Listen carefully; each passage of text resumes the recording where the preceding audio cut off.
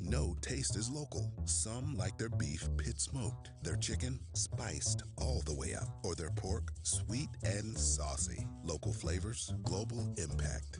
That's what feeding the world is all about.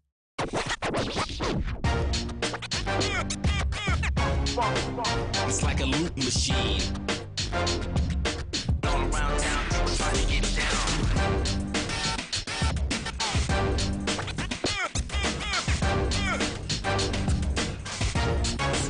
It's like a loop machine.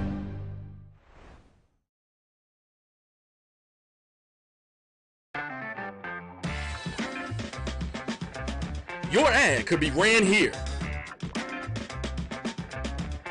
MyJBN.com/support. MyJBN.com/support for more information. Time to call a credit repair company to fix my credit. Hold the phone, man. You can do it yourself with Credit Versio. That's way too hard. Call the credit repair company. Most credit repair companies only work on 1 or 2 accounts at a time, making it slow and expensive. You won't figure that out for months. Ignore him. Credit Versio's brilliant software scans all 3 credit bureaus, finds the accounts that are hurting your score, and guides you through the entire process. Anyone can do it. Let's fast forward and see the results. Wow, I fixed my own credit and saved hundreds. You can do this. Visit creditversio.com. At CDW, we get speed as the new currency of success. Our team spends way too much time tending to outdated applications and software when they should be focused on driving application agility and innovation. CDW Amplify Development Services modernizes software and application development to help accelerate innovation and digital transformation. So you mean building new applications, UI, and mobile interfaces? Well, you said you needed to innovate more quickly. Oh, so he's a listener. To do more at scale, trust CDW Amplify Development Services.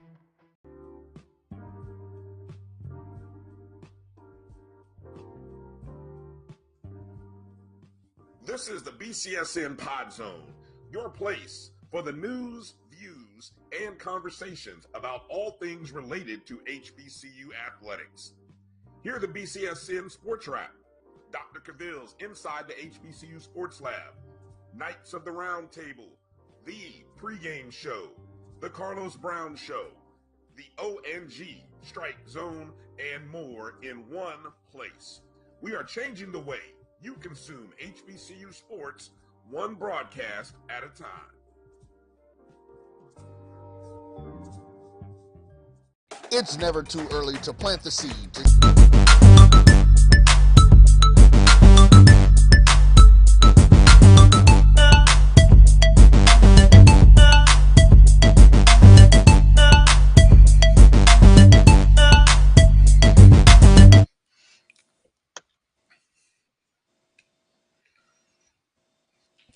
All right, welcome back to the BCSN Sports Wrap. Bryan A.D. and Dr. Kenyatta Cavill of Dr. Cavill's Inside the HBCU Sports Lab, which you can hear every Tuesday and Thursday evening right here on the Black College Sports Network, 7 p.m. Eastern, 6 p.m. Central. Great conversation last segment. For those of you regarding the Ed Reed, and we give Ed Reed a lot of time, more time than I've probably paid attention to Ed Reed when he was actually playing pro football. So I'm just, sadly, I will say this in closing about Ed Reed for right now. I do hope he gets another opportunity somewhere down the line, because I think the passion and the intent to want to do something big and huge for others is there. But, we all learn. We learn through mistakes. And so this will be a learning opportunity for Ed Reed going forward in dealing with educational environments. Put it like that. Doc, the SWAC, Southwestern Athletic Conference, made I think is a bold but a really exciting decision regarding baseball for 2023, I believe, to move their baseball tournament to an area that I think will draw great numbers for the SWAC baseball tournament, given that city's passion for baseball and the large alumni bases that sit in the city of Atlanta, Georgia. Um, I got a little chuckle out of the press release because it took a minute as the announcement came out about where the stadium or where the tournament was going to be held. I had to do some research until I read down maybe about the fifth paragraph and realized, oh, they're playing this at the stadium over downtown on Georgia Tech's campus, which so I just got a chuckle out of that, given the way the press release and all the information was worded, a beautifully worded press release.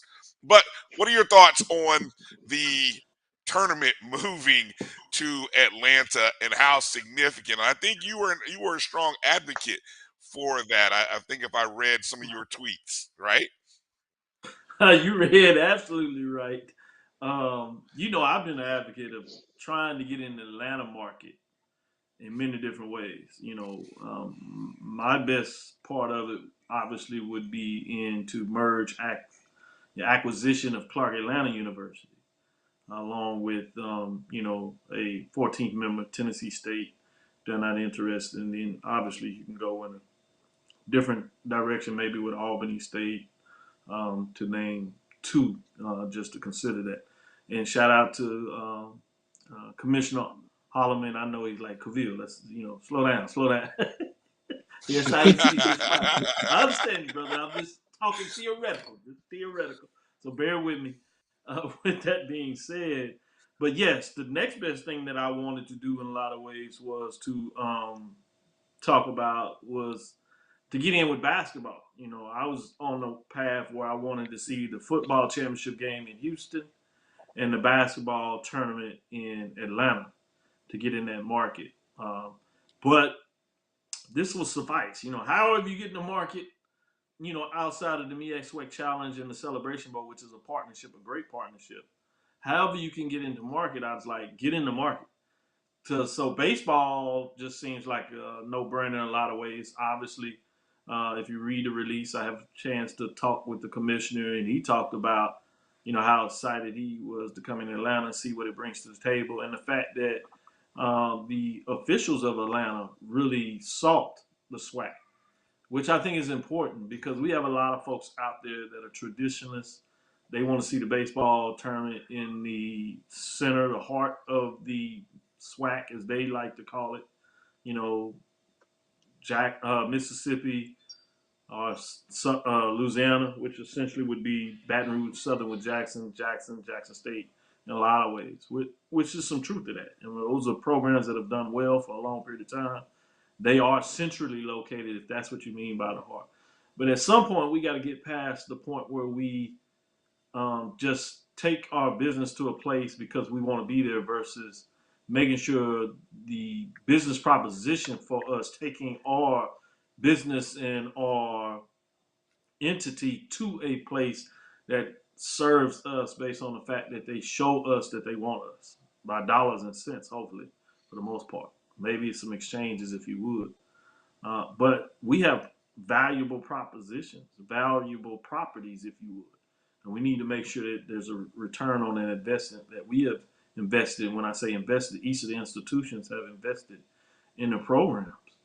And so with that being said, I think it's a great idea to be in Atlanta. But let me clear all this up for folks that do not necessarily think about this. One thing that is significant about markets like Dallas, Houston, and Atlanta, New Orleans, if you would, maybe even Memphis to some degree, those are large urban areas, particularly the first three, Dallas, Houston, and Atlanta, large urban markets. They tend to serve HBCUs significantly with students from those markets. So anytime that you can get your brand, your institution in those markets, it's a good thing because it's a direct pipeline to your institution, which is one of the things that has always challenged me about Tennessee State. Not to get too far off into this, but I think it's important contextually to get to the other part of this. As Tennessee State talks about being an OVC, and one of the things they bring up oftentimes is the reduction in travel, which is true. You can't argue with that. But where are you traveling? You're traveling into these small cities, right? And they're traditionally cities made up of larger European American white populations, which are not cities that are going to provide you students necessarily for your institution in terms of the general demographic, right? And so I'm saying that sometimes your best entity is understanding how sports is a direct front porch to your institution. And the biggest way that you can help an institution is through students, the student enrollment, right? And we tend to forget that. And where you go is to these population centers that's going to drive that enrollment outside of your normal process of the state that you're in terms of your major markets, right? Nashville and Memphis, Atlanta, right? In that, in Georgia, Birmingham in Alabama, Jackson in Mississippi, New Orleans in Louisiana, Dallas, Houston, San Antonio, Austin in Texas.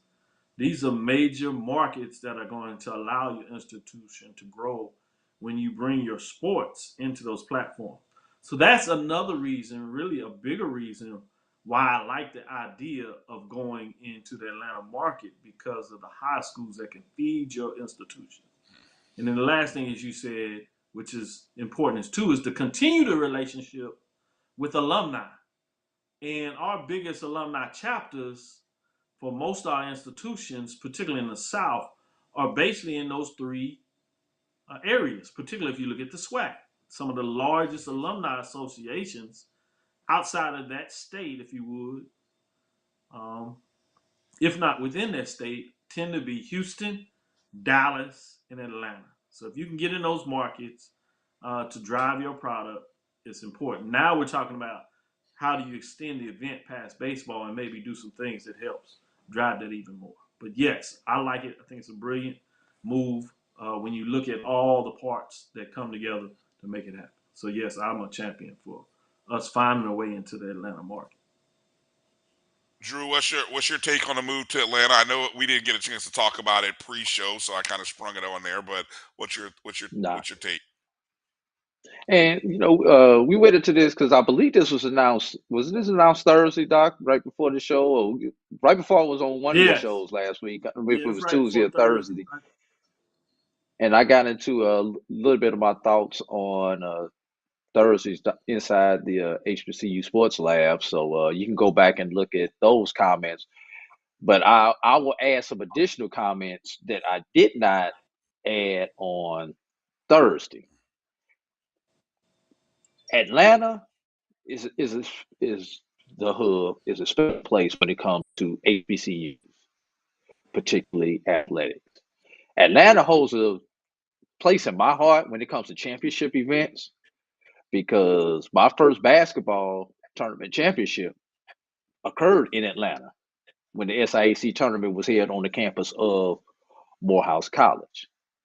And I wish Atlanta would be in the rotation more often.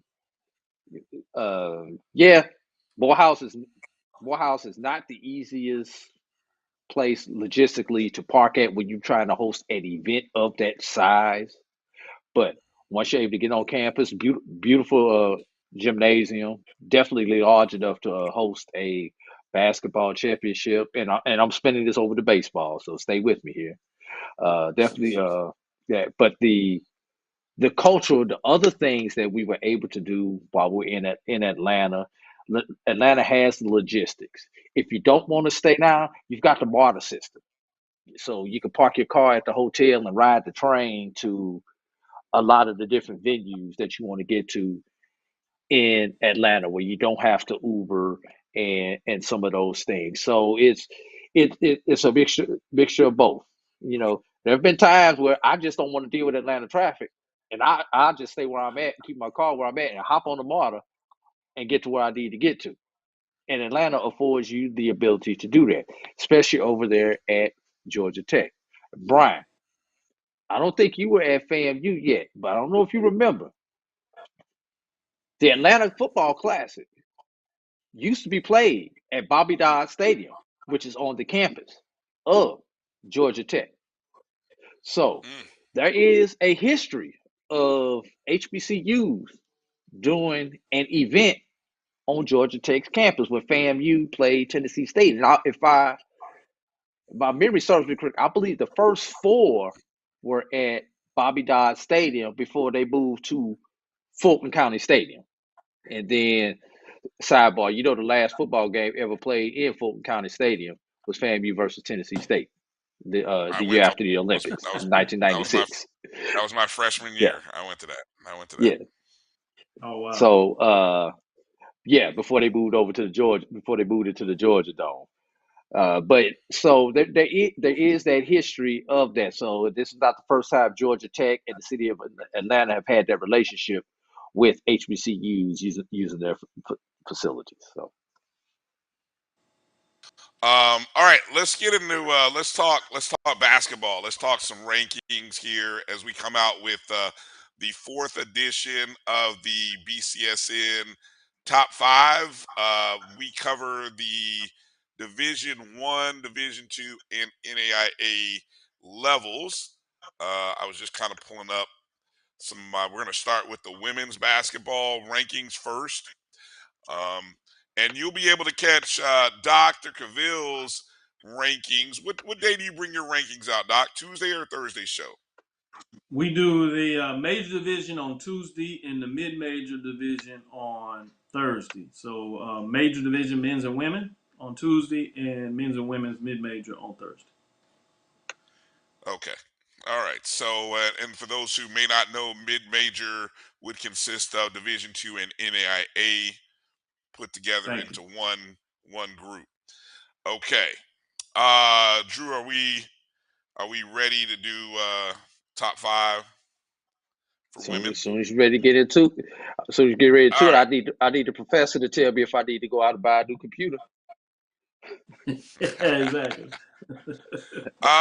Okay, so let's start in Division One, and our Division One teams. Women's side. We start women's side, of course, women's side. We start with a big time matchup that'll actually be happening between the number 1 and number 2 teams in our poll on Monday night. Well, if you want to start at the NAIA, we can. I don't know which way we start. No, that was actually the wrong graphics. That was last week's All graphics, right. so we good. All right, I'll let you work. For the people who are watching, Drew will catch up. For the people who are listening, I'm going to go through the Division One women's top 5. We start with Norfolk State. Behold, the green and gold. The Spartans are sitting at 16-3 overall, 4-0 in conference play. Number 1 going. Number 2 is Morgan State, moving up a spot, actually swapping spots with North Carolina A&T State. They are 12-6, 6-1 in the CAA. That's the Colonial Athletic Conference, and A&T on the women's side. Well, I was looking at it here for a second. I lost them. Jackson State still at 4.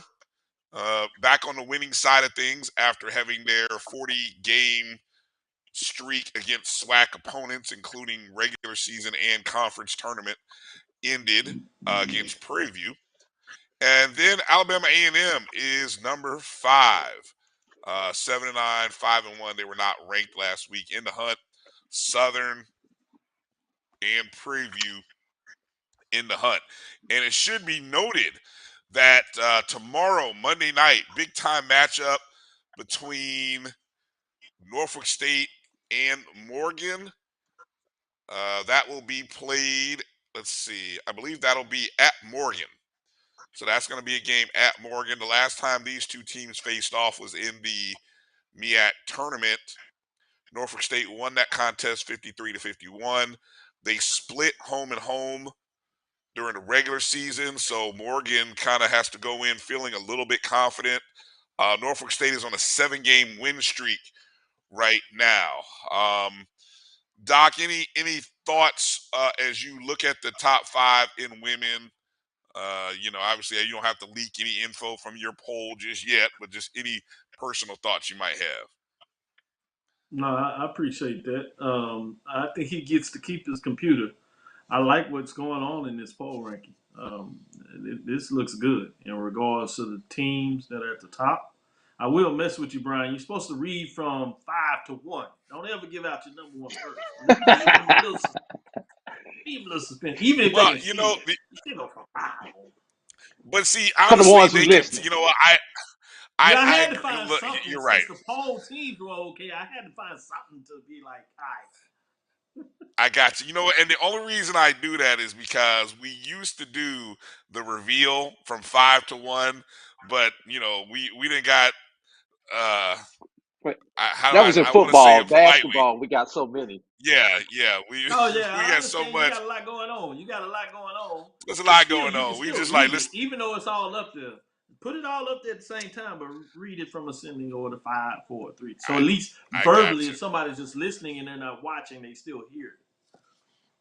All right, good point, Doc. I appreciate that. I always appreciate the pro tip #pro tip from Doctor Doctor Cavill. I love that.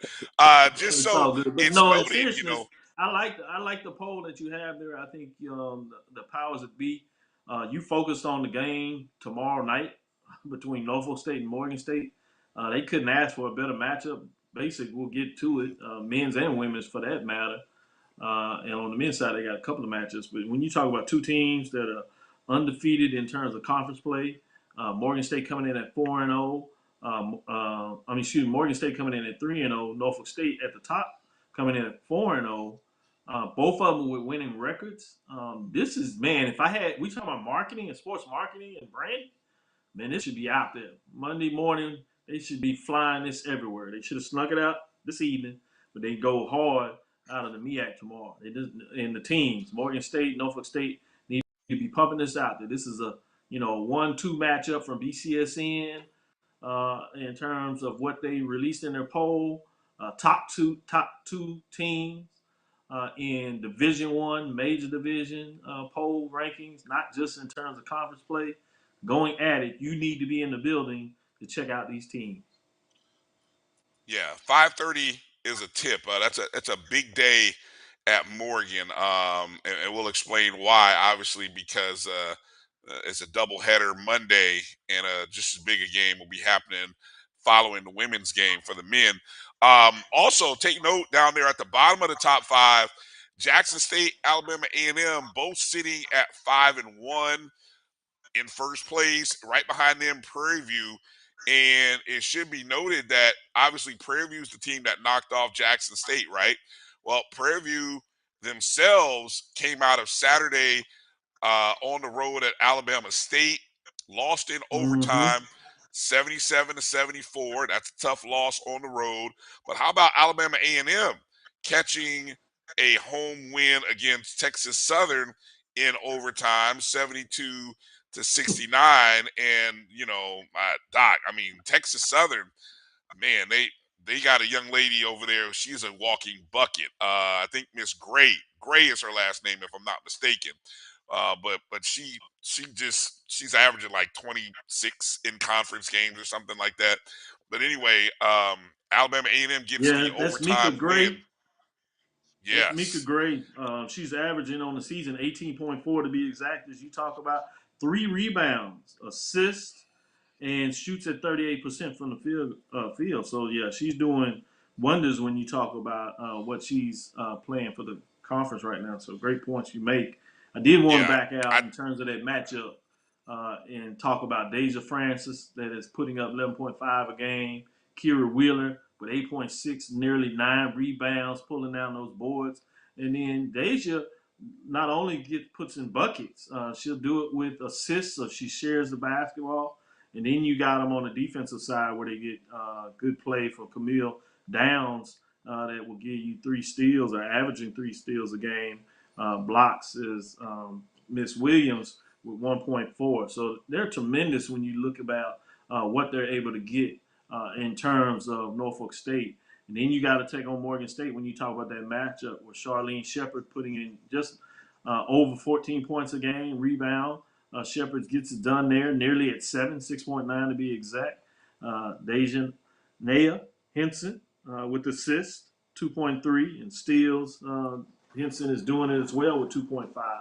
So it's going to be a fascinating game. When you talk about Charlene, will also get you some blocks. So she does it on both sides. So you talk about some key players that are sitting at the top of the conference between these two teams, Morgan State and Norfolk State. And you talked a little bit about the matchup. Also, is Prairie View gets to go to that top five. They were hunted being a top five program on Saturday. Now on Monday, as we lead into that matchup, now they get the chance to be the hunted. It's on the road, but they take on the newly mentioned number 5 teams in terms of Alabama A&M Bulldogs. Those ladies over there can play some basketball, and they play pretty good. They in that new arena. They don't like to lose over there, so we'll see what gets done when you talk about this new matchup. And Prairie View go on the road. The old saying says, when you're on the road, can you split 1-1? If you can at least split, you did your service, you get home, you want your 2. But when you're on the road, you want to split. Somehow, if you can get 2 on the road, you're really coming out sweet. That's a big day at Alabama A&M. That new arena, 6,000, I think, is the seating capacity. That place should be jam-packed and it should start early, 5:30 Central Time, because you said you got a top matchup there. Interesting, I was just looking at the standings in the SWAC women. Jackson State, Alabama A&M in first place, 5-1. But there are 5 schools within a half game to 1 game out of first place.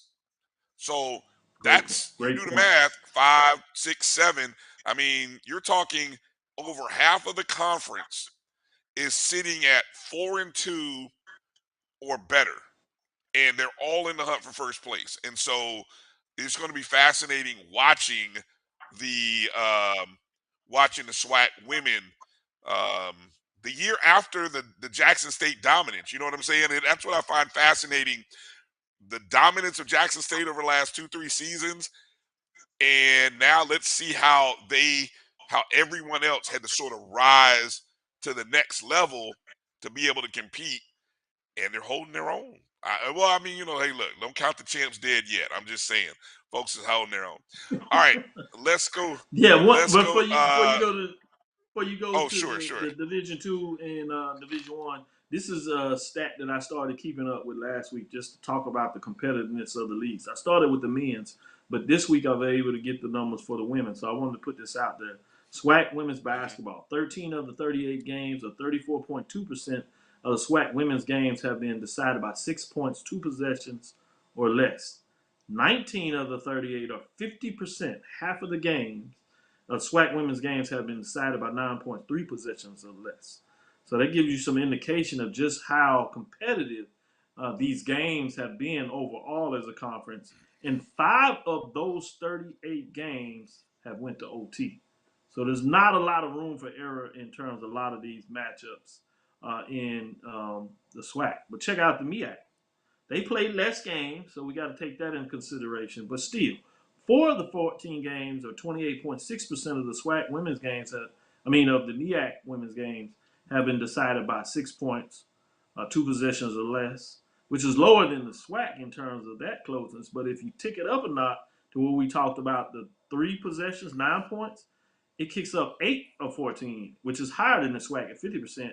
It's 57.1% in the MEAC. So those are things that are interesting. I let you know that if you want your entertainment value in terms of the SWAC and MEAC, it is there for the women's, and I'll give that later when we get into the men. Drew, I think Doc doesn't realize what kind of actionable information he just gave us, Drew. Which I'll be Drew, if you know, you know. That's all I'm going to say.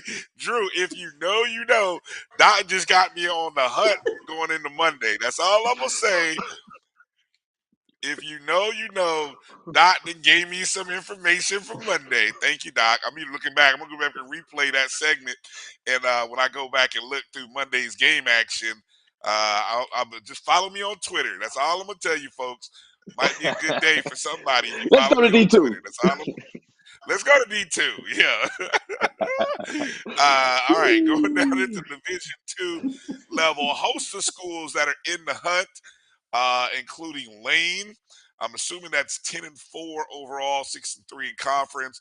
Lane, Miles, Winston-Salem State, Bowie, and Elizabeth City State. Those would be your probably 6 through 10 if we did a top 10 poll. Those are all those schools there that are in the hunt because we only do top 5. All right, coming in at number 5 on the women's level, the defending CIAA champs, Fayetteville State Broncos, who were outside of the top 5 a week ago. They are in at the 5 spot, 11-6 overall, 7-2 in conference play.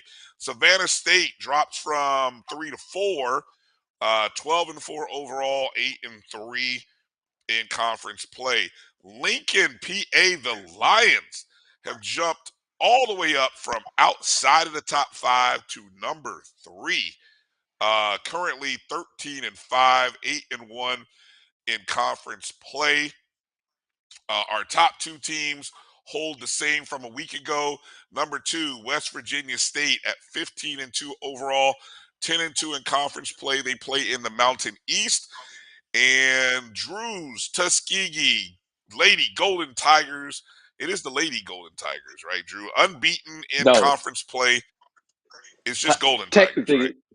technically they're the Tigerettes, but they've been Oh Golden my God. Tigers for the last decade and a half. But technically they're still listed as the Tigerettes. You know, at some point, and this is the professional broadcaster side of me coming out, we're going to have to rewrite the AP style book on women's nicknames because you've got Yes, that's all right. kinds Yep. of things. We have to rewrite that and figure out and all come to a consensus from the Tigerettes to the Lady Tigers to the just being the Golden Tigers. I mean, aren't they a Golden Tiger? Why do they have to be the Lady Golden Tiger? Anyway, but anyway. We got to update the style book on that. But there's your top Just do 5 like again. Xavier. Fayetteville. Gold Nuggets, Gold Rush. Well, that's genius the way that they did that. They switched it up all the way and just did a whole separate thing there. So Fayetteville State 5, Savannah State 4, Lincoln PA 3, West Virginia 2, West Virginia State 2, and Tuskegee 1. Doc, any of those teams still hanging around from your top 10 of last week? I like the move by Lincoln, Pennsylvania. They're hot. They're playing some good basketball. To see them jump in the top 5, I think is appropriate. I had them outside that. What I love about the fact that y'all give the love to the NIA and they get their own poll. Obviously, in our mid-major, like we do in football, there's not enough teams to really separate for NIA top 10, far less the top 5. But in basketball, you can certainly do that. I just keep it as a mid-major just because it's uniform. But I thought it was outstanding when you all, particular A.D. Drew, talked about the fact what was my thoughts on doing it, and y'all had already, had the onus of that you wanted to do it. So I think it's brilliant in a lot of ways. But I like the top 5. I like the movement. It's still early that you have teams that are fighting themselves way to get into the top of the poll. But that's something I always got to remember when I look at this poll. I'm like, where's this team at? That's right. No, it's NIA. You got your own stuff over there. So the other thing that I think we need to make sure that we put out there is how these records are, the teams and how deep teams with winning records. You could basically have a top 10 list and everybody would have a winning record, which you show with those that are, receiving votes, as we would say it, but in the hunt, as you all say it. So I love that about the framework. But to get to the point, don't have a problem with this poll. Keep your computer, Drew. Doc, you mentioned Lincoln and the streak they've been on. They're the winners of 8 consecutive games. So they have not lost in this calendar year. There's only one team that has a I knew they had consecutive was win. a streak and it was 8, but I didn't realize they hadn't lost this calendar year. That's a nice touch. Yeah. But there's one team out there who has a streak slightly longer than theirs. I know. Oh, longer? Yes, right now longer. on the D2 level. On the D2 level. Well, HBCU I'm D2. gonna have, Let me specify. HBCU D2 women. There's one team that has a longer streak. Oh well, Tuskegee? that's easy to. Yeah, I mean, Nope, Tuskegee? Tuskegee's only at 6 in a row. Tuskegee's only at 6 Okay. in a row. It's our forgotten HBCU on the D2 level. West Virginia State. They're the Oh, winners of yeah. 9 consecutive women. Nice. Good catch. nine. Good Okay. catch. Yeah. I see you. I see you, All Drew. right. Yeah. All Yeah. right, Keep Drew. that All computer right. churning. I like what you're spitting out. Great observation there, Drew, about the records in Division Two. That's I want to do. I want to do a breakdown of looking at people's non-conference later, because that's fascinating when you juxtapose it against Division One, which we know that's a different story, but still, I think it is interesting to look at.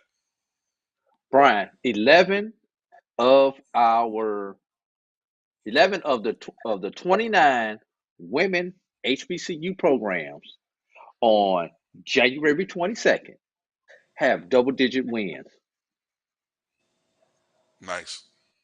That's over Good. 1/3 Good. have double-digit wins. No one is winless. Nice. And And I still say when you 20 add in the wins is 9-win a mark. teams, I think 20 wins is still an actionable yeah, mark that you look at and say Oh yeah, that yeah. I that's love that accomplishment. 20. I love that 20-win yeah, mark. It's still significant, particularly at the Division II level, NIA level. You get to 20. Sometimes at them, they get a chance to get to 25. Really looking right. good. But at the Division I level, if you can get to 20 wins, you're really doing something. Sometimes that demarcation may need to be closer to 17, 18. But it's something beautiful about that round number when you can put that 20-win mark on there. So I love that 2021. you brought Yeah, that up. Yeah, I love that you yeah. brought that up. And take it one step further, Um, everybody. 15 of the 29 are at 9 wins or better. So over half Nice. of our women's programs are at 9 wins or better with 5 weeks remaining in the basketball season. That's good. all right, let's go over to the NAIA group. And in the hunt in the NAIA, we've got Ooh, I got a Arkansas typo. Baptist. Oh, see, if you wouldn't have said it, now we're not looking for it now. See, now that you said it, everybody's looking for it here, and I probably wouldn't have said it. I would, you know what? I wouldn't have even noticed it if you didn't say it, Drew. But you know that's you. Arkansas Baptist 8-5 overall. Zula Xavier 12-7. Stillman also at 12-7. Wiley College at 11-6. In the top 5, all 5 teams are the same as last week. Just a little bit of shuffling that has gone on. First from Philander Smith, who have over 2 weeks have dropped. I believe they were formerly number 1. Last week they Correct. dropped the 3. This week they're at number 5. So 10-4 overall, 2-2 in conference play. Number 4 is Langston. Langston holds spot 13-6, 8-5 in conference play. Fisk University is who jumped up with the big jump from 3 to 5. They're at 10-6, 5-2 overall. And the Florida Memorial Lions are coming in at 2, same as last week, 14-3. And then Russ College, the Russ Bearcats, 13-3, unbeaten in the GCAC, holding strong at number 1. Doc, as you see after having the combination of the Division II and the NAIA, where Oh, where did you see your how many? Let me ask you a better question. Among your top 5, how many teams from, let's just say, the NEIA were in your top 5 previously? Last week's poll, I think obviously. No. yeah, we had 3 of the NIA programs in there on the women's side, and I think 2 on the men's side. I may be off by 1 or 2. Okay. So that's slightly different. The one quorum I would have this I'd probably have Langston up above Fisk with the 13 wins. I'd probably have that above the 10, and so it'll be interesting to see what the poll looks like, whether they can jump in there with Fisk. Will they stay in the top five, as they're a top three in this poll? But obviously, the Division II NAIA, can they get in that top five? A little more challenging when you mix in the D2s. But I like what you got here. It's something about a team being undefeated in conference play. So I like the fact that you have them in terms of Rust at number one versus the number two that has more wins, although they're not undefeated in terms of conference play. So I like most about this poll. The only thing that I would say is I would probably have um, Langston up above a spot instead of being at four, being at three. But there's not a lot to argue about. Like you said, the computer spitting out some good gumbo this week.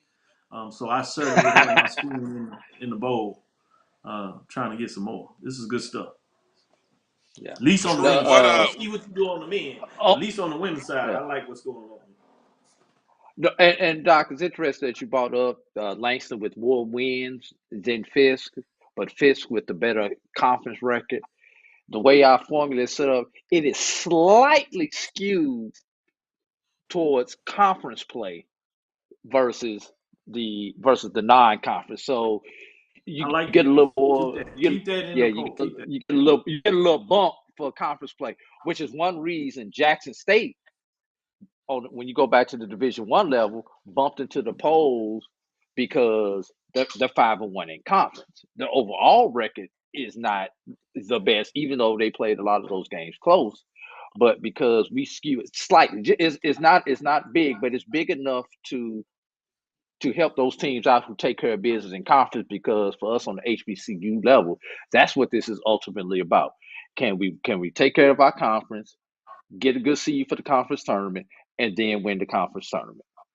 Because we know when we get on the national level, unfortunately, we don't get the respect that we need come tournament time on the national level. So that's why we just slightly skewed it towards conference play.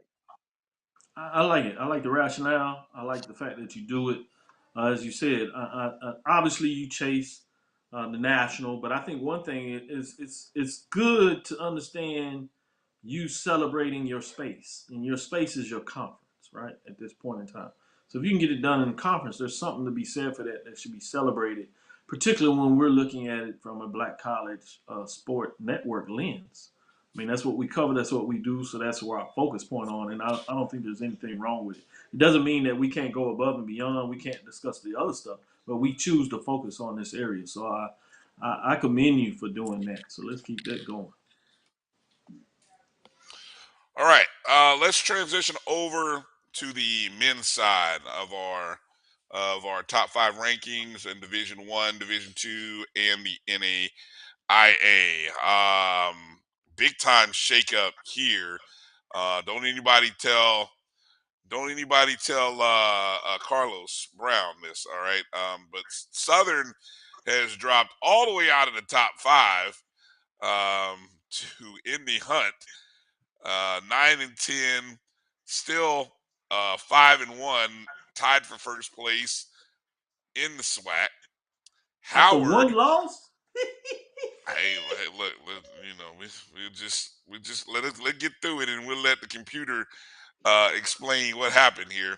Howard is 11-10, 3-1 overall, and then Morgan State is 10-9. This one of these weeks, Doc, where there's gonna be a lot of messages coming in the inbox, and the computer is sitting in the back like that meme of the guy sitting back eating popcorn. That's the Yeah, computer's like, I did the my computer work. got a man in his own on the men's I side. did my work. I'm gonna let you guys explain it to people. Thanks to the computer. Thanks. Uh, Morgan State also in the hunt, 10-9, 3-1 in conference play. All right. Interesting. I feel like I almost have to preface this by saying within the MEAC, and I think this may be a root cause of some of this, Doc. Within the MEAC, 5 of the 8 teams in the MEAC are all tied in first place with a Yeah, 3-1 conference record. There it is. As Yep. Drew would say, That would be react-ish. there you go. Exactly. And we're talking Norfolk State, Maryland Eastern Shore, North Carolina Central, Morgan State, and Howard. Three of those schools are on 3-game win streaks. That's Maryland Eastern Shore, Central, and Howard. And don't forget, it was Howard that knocked off Norfolk State, giving them their only loss of the season. And Brian, So, notice all yeah. 5 of those teams are on the screen somewhere. That's why I wanted to preface this as I started getting into number 5. Number 5 would be Maryland Eastern Shore, who they were in the hunt a week ago. They jumped into the top 5, 3-1 in conference play, 10-1 overall. Number 4, Alcorn State. They are tied for first in the SWAC with Southern, just a couple of points ahead of Southern, according to the rankings. They have an 8-10 record, 5-1 in conference play. Grambling State moved up from 5 to 3. Grambling State being the only men's basketball team in the SWAC with a plus 500 overall record. They are a game out of first place, but they are 11-7 overall, 4-2. North Carolina Central holds at the 2 spot with, again, as mentioned, one of the 5 schools with a 3-1 record. They are 10-8. And just to point this out as well, all 5 of those teams that we mentioned that are 3-1 in the MEAC, all of them have a plus 500 overall record, should be noted. So that speaks to their wins in the non-conference. And then number 1, back again at the 1 spot, jumping up from 3 to 1, is Norfolk State, the mighty Spartans. Behold, the green and gold, 13-6, 3-1 overall in conference play. Last week they were number 3. And, we talked about when we were talking about the women's bracket or the top 5, that big time matchup between Norfolk State and Morgan. Well, the Norfolk State Morgan men's game will be on ESPNU Monday night, 7:30. Another big matchup in the conference is the Maryland Eastern Shore, North Carolina Central. That's a number 5 versus 2 matchup.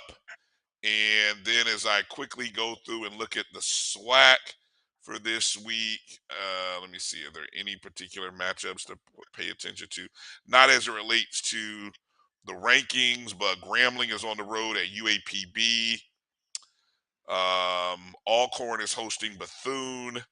Southern travels to Mississippi Valley State. So I'll tell you, I Doc. see Doc over there shaking his head. The poll must not have liked. Hold on, Doc. The poll must not have liked Southern losing to UAPB by 7 on Saturday. That's all I can figure out. Man, they were on the road, and Pine Bluff was the hottest team besides Southern going in that game. I guess maybe you could argue Alcorn. They both won 5 in a row, but my goodness, there's all types of problems in this poll. First of all, you got Morgan State sitting outside of the top 5. I mean, they were. Oh my goodness, they were just at the top of the poll. I mean, I don't know where to go with this. You don't have Southern in the poll. You got Maryland Eastern Shore in the poll. You got Alcorn in the poll. They not ready to be in the poll. I know Alcorn, like I said, won 5 in a row. Credit to them. They had the Texas 2-step trip in here, which was a good road trip. Other than their game against Jackson State at the beginning of the year, who have they played that's in the top half of the conference?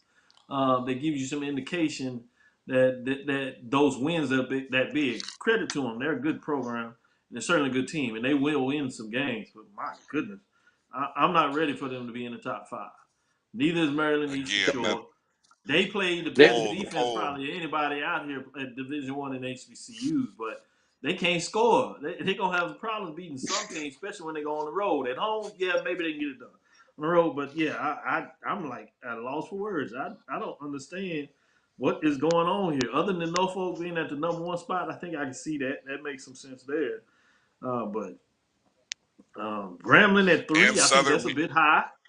I think that's a little too high. I probably would have them in the top 5, but they're a little high. North Carolina Central at 2 is too high for me. I'm not even sure if I see, I had can them in already 4. They hear. might be I'm, top I'm 5. already tell you the complaints that are coming from Southern fans. So I'm just gonna go ahead and get Hey, my you hadn't pre-written. heard. Wait till you get the complaints from Howard. Howard Bison think they really doing something. They just blew out Morgan by 30. You got Howard sitting out there on the outside trying to breathe on the outside. Yeah, They might have a chase to be in top 5. So yeah, there's a lot going on here. But I will end on this positive note. I like the matchups that you talked about on Monday night. ESPNU, that Norfolk Morgan State game. That's going to be a good one. 5 teams have winning records in the MEAC. Credit to them that are above 500. Obviously, we talk about the MEAC as being all 3-1, but they got winning records. So I'm gonna let them make it in terms of playing some good basketball with their overall record. And then you got the matchup with 4 of the 5 teams going against each other, right? Yeah, that Morgan State and Norfolk State, and then you got North Carolina Central and Maryland Eastern Shore playing on Monday. The Maryland Eastern Shore goes on the road over there to North Carolina Central, so that'd be fascinating. And then Morgan State is at home for Norfolk State, and then Norfolk State bounced back last night with a big win, but they're still feeling the pain of what happened by Howard last week. Howard dumped truck yesterday in terms of their matchup. So the MEAC going down the stretch is going to be fascinating to watch. And in a lot of ways, it starts on Monday with a beautiful television game with Norfolk and Morgan State. I want to see what this looks like in terms of who's going to come out of this this weekend with a little edge in terms of what that looks like. In terms of the SWAC, in terms of good matchups, it'll be fascinating to see what's going on here. Obviously, you have Pine Bluff that is extremely hot, and they take on a Grambling team. So I'm interested in this matchup. This is a Grambling team that got a big win. They had to hold on against Valley, a little bit of rivalry there. Valley is tough at home. They hadn't been able to get a number of wins, but they played a lot of teams pretty tough at home. Not so much on the road, but they get a chance to see if they can do it against Southern. So that's one that you kind of keep your eyes on to see if Southern can bounce back. Obviously, we talked about the slide last year, so this is a game they're going to say, hey, yeah, you can play on the road. As we said, one of the rules in the SWAC over the years is you want to split on the road. So it'll be fascinating to see what happens in that matchup in terms of what's going on. You got that family, Jackson State. Obviously, in football, that's big, so it'll be interesting to see. It What won't be in happens in that matchup. basketball. And they don't get enough wins, but similar to Valley, they play some close games. They just hadn't been able to Fam, you close the can't score. score, men or Right, women. that's right. That's they a major problem with they want to do. They can stick with you defensively and make it look good, but usually down the stretch, you got to find somebody that can get you a bath in a bucket. And so they're having some problems there. Looking forward to this Prairie View, Alabama A&M. Prairie View is just doing that little dance. They're playing up, down, win, lose. But they've had some tough games, whether it's on the winning side or the losing side. 2 overtimes in a row. Both of them ended up in losses. The one last night, first of all, 2 weeks ago when they lost to Alcorn, that just had to be a heartbreaker. They were up by 5 points with less than a minute left and turned the ball over. This game, they go down, they up 1. On a rebound, they get a chance maybe to go up 2 points, 3 to kind of put the game away. Can't get the rebound, and they foul the guy.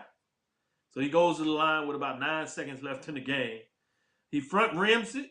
They can't quite get up. The dude tips it in. Looks like it could have been goaltending. It was close. They go look at the monitor. So the referees did do the right thing then. They go look at the monitor, even though the Prairie View tried to get the ball out of the hole and get down the court. They got down there, basically missed the layup on that part of it, but the whistle was blowing, so you don't know what that would have meant. So go look at the monitor, as I said, and the basket is ruled that it's good.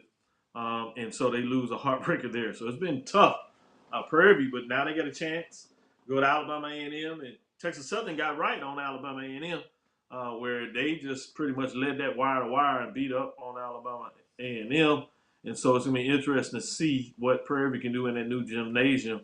As you talked about, Saturday had a really good crowd in that basketball game, at least from the aesthetics from television as I watched the streaming.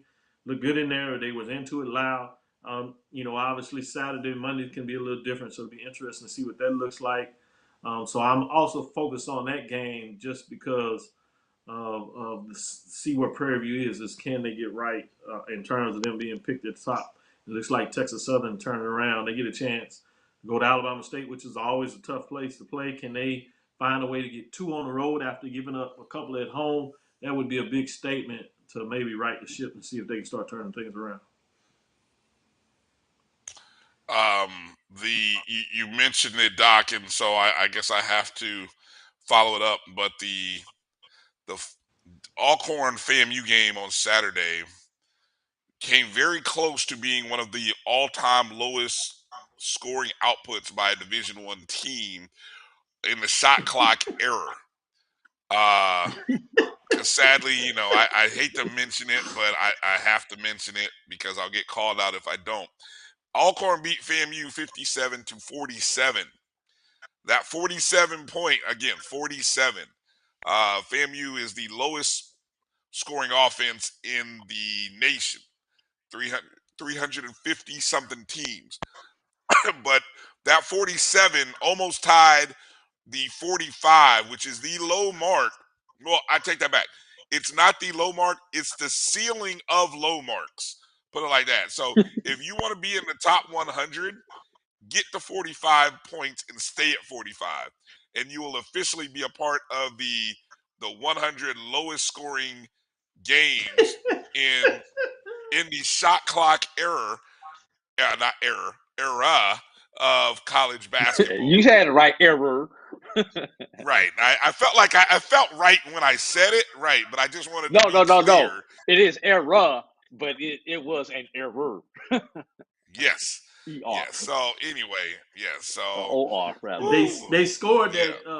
They were underneath the 45. They scored that basket, which was a 3 by Jalen Bates. So you can thank him. It was assisted by Jordan like, Tillman 2 seconds with 30 left or something? with 31 seconds. So it was a garbage time bucket. Wow. Wow. Jeez Louise. They were 31 seconds away from oh man. All right, let's move on before I say something that's gonna get me in trouble. Division 2. Let's go to NAIA, Brian. Oh, skip Division 2 for a second, go to NAIA. All right. Yeah. Back. We'll come. All right. All right, here we go. I'm hearing some clicking there. Might be me. All right.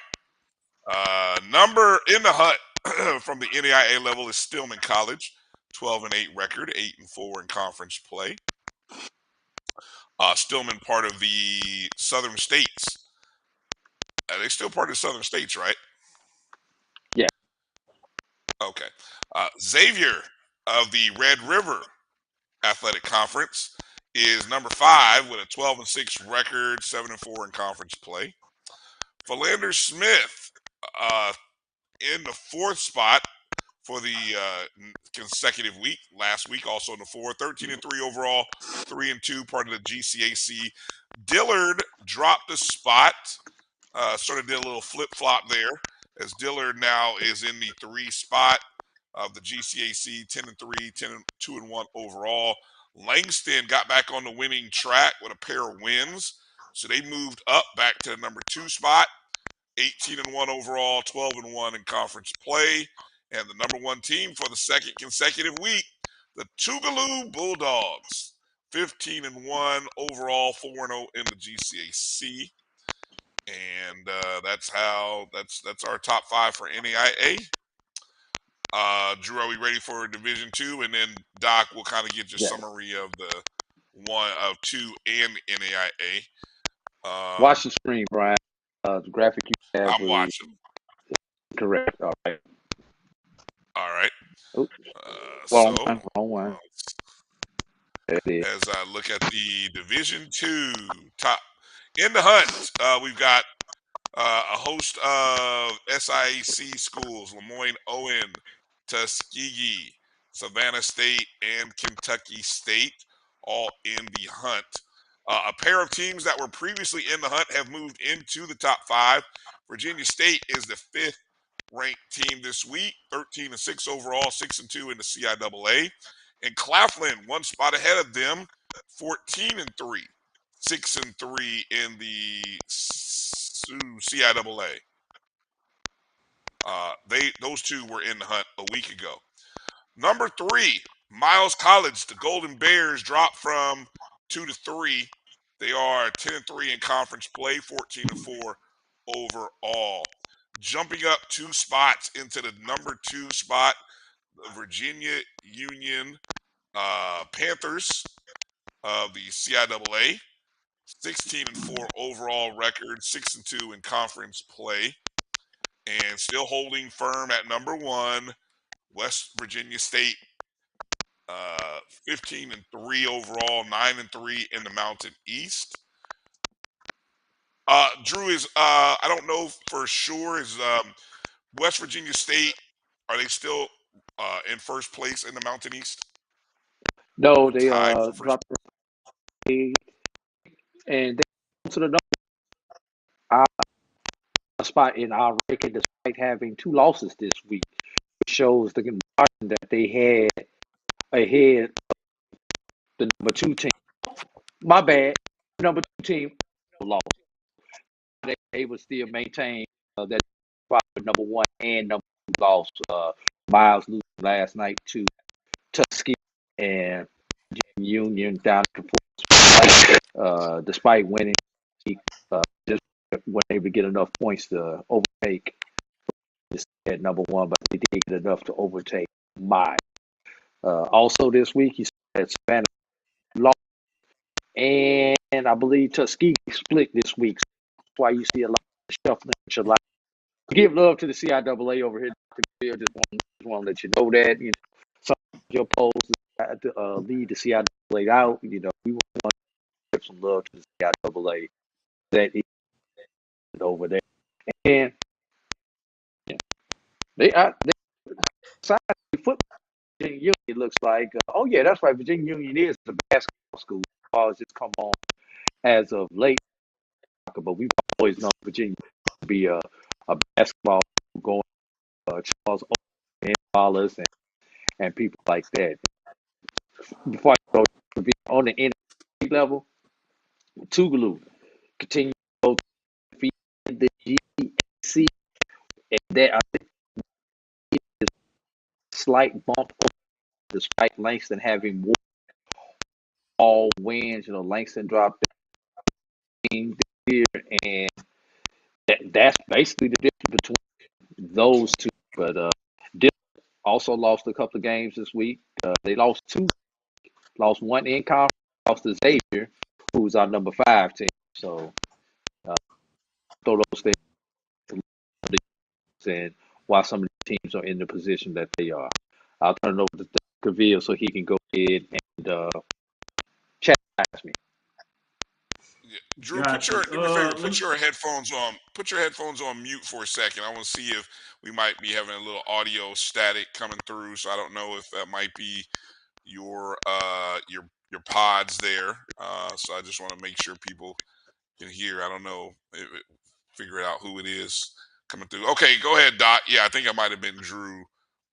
Go ahead, Dot. If you can, go ahead. Your thoughts on the on. I'm gonna the start polls. with the D2. In terms of the D2, again, I'm always interested because the poll we do mixes both the NIA and Division Two, and I'm gonna really go in on the NIA, but I'm gonna be a little more a nicety with the Division Two. You got West Virginia State at number 1. I think I can see that.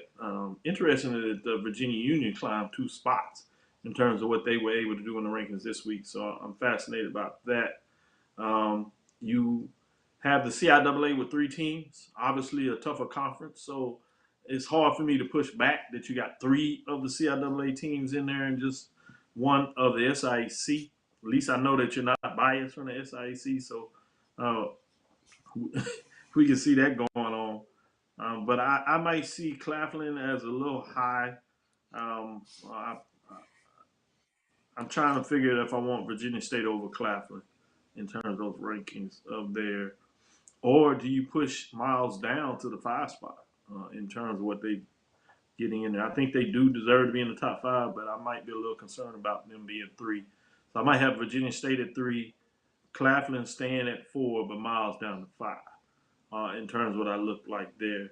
Um, that 15-3 is really good for West Virginia State, so it's hard for me to see Virginia Union over them, particularly their tough couple of weeks they've had. They bounced back and had a big win. I got to see that game yesterday that they just trounced, getting it done in the CIAA in terms of that matchup that was on CW that I saw. So that was good to be able to see the action there in a lot of ways in terms of what took place on my mind, what that looks like. Let me go into this NIA poll. Langston was 3 last week. It's good to see they at least at 2, but I'm surprised they're number 1. That they were 3 last week scares me in terms of whatever the computer rankings is doing on the men's side of this is just amazing. I'm like, oh man, women's to be so nice and the women's just to throw up. It's almost like you had a different calculation machine. You know, The the computer men. has high But expectations Tougaloo, of the men. exactly. And I'll answer that quick. I guess I'm gonna bounce back a little bit because I told you how much I love undefeated in conference play. And Tougaloo is, but it's just 4-0. I need a couple more games before I get excited that much about undefeated in conference play. Sitting at 15-1, you got to give them respect there. I think I'd have Langston at number 1 versus Tougaloo. Dillard sitting at 10-3. They had a tough loss to Xavier this weekend, and although Xavier had 6 losses, 12-6, I'm probably going to push Dillard to 4 with Philanda Smith, having them at 3. Actually, I take it back. I'm probably going to have Philanda Smith at 3, Xavier at 4, and Dillard at 5. And so I do agree with you, Stillman being in the hunt outside of it and can't quite get in the top 5. So it's not that much about your top 5. I just have some concerns about the ranking, the order of my top 5. So and great job on the women's computer, but on the men's computer, we need to go fix something. Something happened. You must have took a nap between the two. Computer. Boy. Exactly. But no, if I remember correctly, Doc, and when we actually had our cutoff, when we Dylan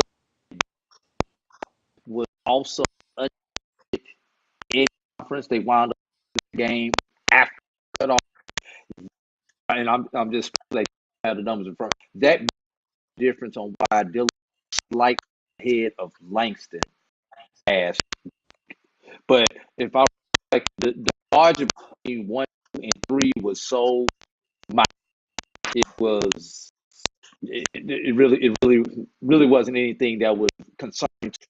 You know, it would have been 5 points behind or something like that. Then yeah, I would have been a little concerned about the form. At that point, they're together. And matter of fact, if I remember, Lou was over.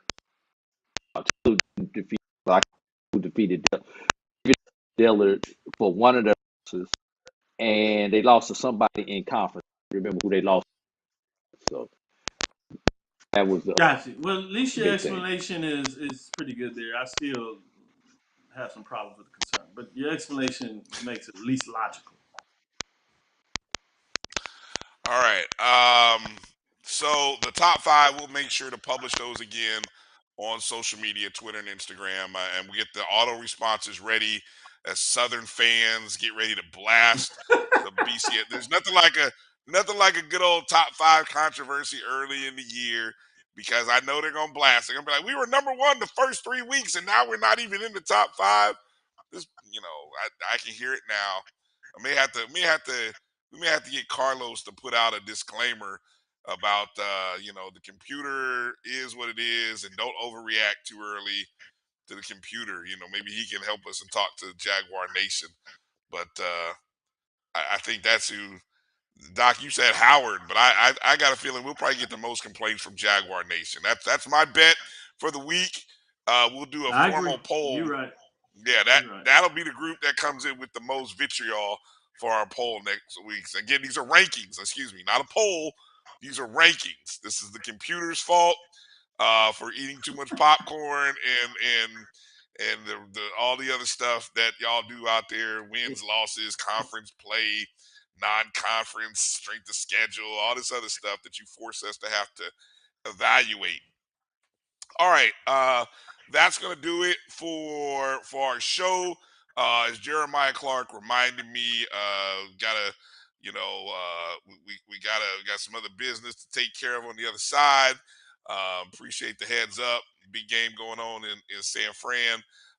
Ridiculous, but we got to make sure we get it covered. So again, want to encourage you to go back and take a listen to the show and catch our thoughts on Ed Reed's situation. More to come, I'm sure. I would like to say this a couple of closing thoughts here, and then I'll give it to Doc and Drew to close out. I'd love to see the level of reporting here and find out, who are the decision makers right now in the Bethune-Cookman process. I think that's a big question. And so whether it's, whether it's our friends over at HBCU Game Day, I know where Vaughn, I know, covers a lot of things for Florida, within the state of Florida, whether it be Vaughn, whether it be the folks over at Hale Wildcats. Somebody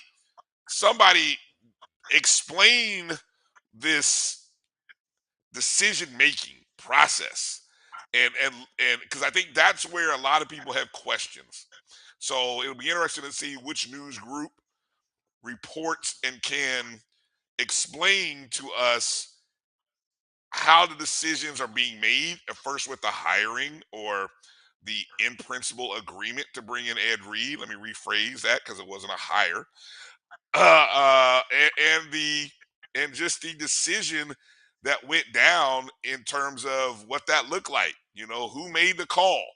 Who was the last say? And is it true that Ed Reed was asked to leave on Monday, but then he's touring campus with Edgerrin James as far as 48 hours later? Those are just questions. If I were an editor of a news desk, Doc, that's what I would be asking my young cub reporters to go out and get me. I'd say that's what I need to find out. So, I'm a little too busy to go do it myself. So I'm challenging our HBCU brethren to go out and get the story. Let the people know what's going on. Okay, that's number one. Number two, I got to give Eddie George some props. Because I think through all of this, I love how Eddie George, on a podcast, I think on MLK Day, intelligently broke down the money that is owed to Tennessee State University, right? And I think people should not forget, Eddie George, there's a reason Eddie George does not go the route of his Hall of Fame brethren. Eddie George got business ties in that community that he ain't gonna mess up with some Instagram posts, some rants, and tweets.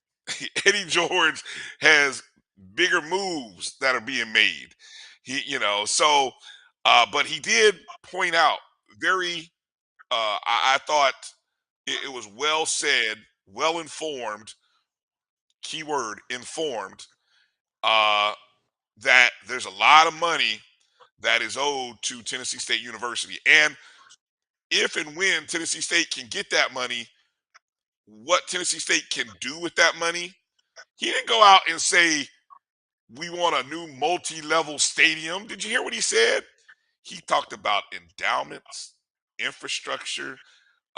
He didn't talk about building $100 million football complex for Tennessee State football.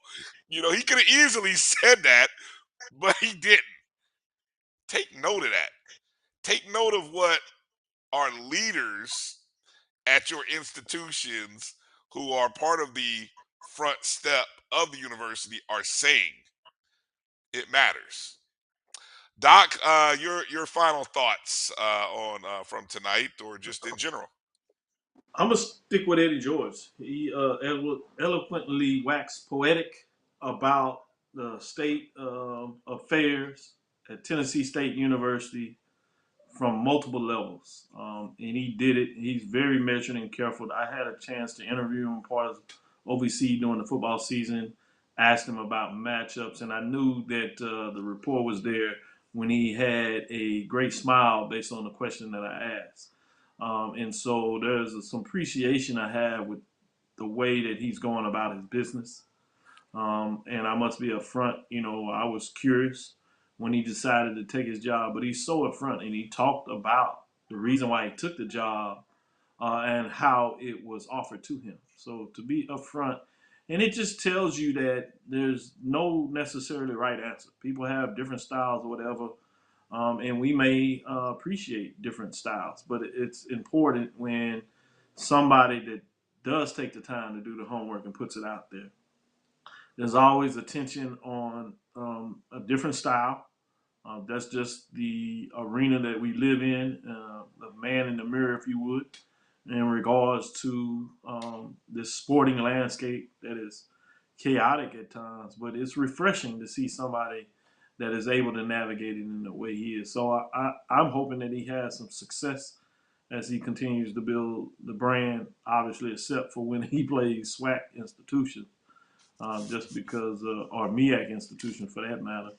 But which he actually plays two next year. He has Pine Bluff in the Southern Heritage Classic as Jackson has moved out and moved on. But for homecoming, I believe they have Norfolk State, so they get a chance to play SWAC MEAC. In those cases, I hope they don't do well, but I would love to see him go undefeated, frankly, in OVC. Well said. Drew, your final thoughts as we close the show. Before I get my question, Dr. Cavill, United, when there'll be a HBCU nightly, because if you have not had a chance to be on, there are some interest that we have on there. I try to get on that, Doc. I get in as I can. Want to share that with everyone. Yes, they traditionally have their Wednesday night, as always, in terms of HBCU nightly. I knew there was some talk about them doing it tonight, but I don't see where they actually have decided to do it. So, for sure, they tend to do one on on Wednesday nights, but I would say check it out because they will take a liberty and do a space based on the dialogue that's taking place. So they did one during the day yesterday. It was a byproduct of HBCU Nightly, if you would. Some of the guys, gentleman Washington from Alcorn State, he did one yesterday when the news broke. Dialogue that took place over a period of time. But I was seeing where there was considered to be a nightly for tonight, but I don't see any updates that decided to go with it. So I would say check HBCU Nightly on Twitter. That's at HBCU Nightly, NIGHT LY. And you will be able to keep up when they do the shows outside of the traditional Wednesdays at 8 o'clock Central Standard Time, 9 o'clock EST. Eastern Standard Time. And you mentioned the bakers at Bethune. It once 8 months. Florida A&M was asking the same question. Other decision makers, we don't understand the process. So I'll just throw that. Ask for those Florida, I at FAMU when we had to protest African American history a required, because it was not a required course at Florida A&M University when it came. And to see years later, not African American history become an advanced placement course disturbs me. So for those of y'all who are Florida, please stand up, your opinions known about this if you support that issue. Not to be getting political, but it's all African American, Asian it's all important that it knows of the side European Western civilization, as we're all. Know. All right. Again, hey Doc, appreciate you joining us tonight, being a part of the show. Again, you guys make sure to check out Doc, Charles Washington, Charles Bishop, and Mike Washington, along with Doc on Tuesday and Thursday evening, 7 p.m. Eastern, 6 Central. That's Dr. Inside the A.D Sports Lab with Mike Washington and Charles Bishop, and those guys will all be there. Hopefully everybody's there. Hopefully everybody's well. You might see Drew if he's called in to be the substitute adjunct professor in the house. You may see Drew get called in, so he's always on standby. But we'll see what happens again on the show. And then also, don't forget to his check out. paperwork. I just got an update. I'll tell you his paperwork is now at the board. We're waiting for board to ratify it. Okay. All right. You're almost there, Drew. You're almost there. And I promise I Tenure won't track. do between now and That'd be smart. That'd be smart. Make me, 90 days. as they say, make me look good. Make me look good. And I promise I'll at least get through 90-day probationary period before I go break. That'll work. Wednesday night, 8 p.m. Eastern. You can tune in right here as well on the Black College Sports Network, the ONG Strike Zone. Myself, Kelvin Rozier, Kofi Hemingway, catch you up on all things related to Florida A&M athletics and culture. And then on Saturday, a big weekend of basketball. I know we've also got Carlos Brown show Saturday, 11 Eastern, noon Eastern, 11 Central.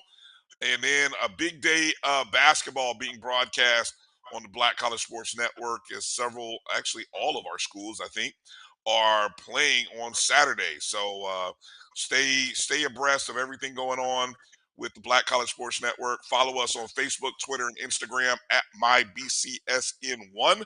That's the number 1. Go download the Jericho Broadcast Network's app on the Apple App Store or on Google Play. Just search MyJBN, MyBCS.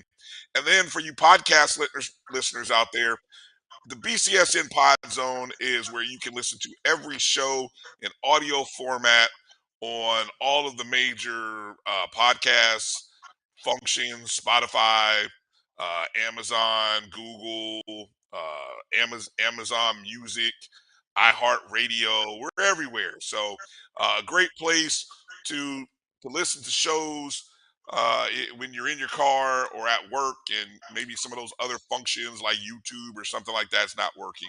We are everywhere trying to continue to advance the discussion and keep you up to date of the Black College Sports Network in our 25th year of broadcasting and telling stories about the HBCU sporting diaspora, as Dr. Cavill would say. That's going to do it for the show. Again, thanks to Dr. Kenyatta Cavill. Follow him on Twitter at DrKenyattaCavil. And you can follow Drew on Twitter at BCSN And you can find me at DRB365. That's going to do it for tonight's show. Thank you, guys. Thanks to everybody on YouTube, Facebook, everybody, conversations, great thoughts, commentary. Love you all. Appreciate you all. And go ahead and share the show. Hit the thumbs up button on your way out. And that's going to do it. Be safe and peace out, everybody.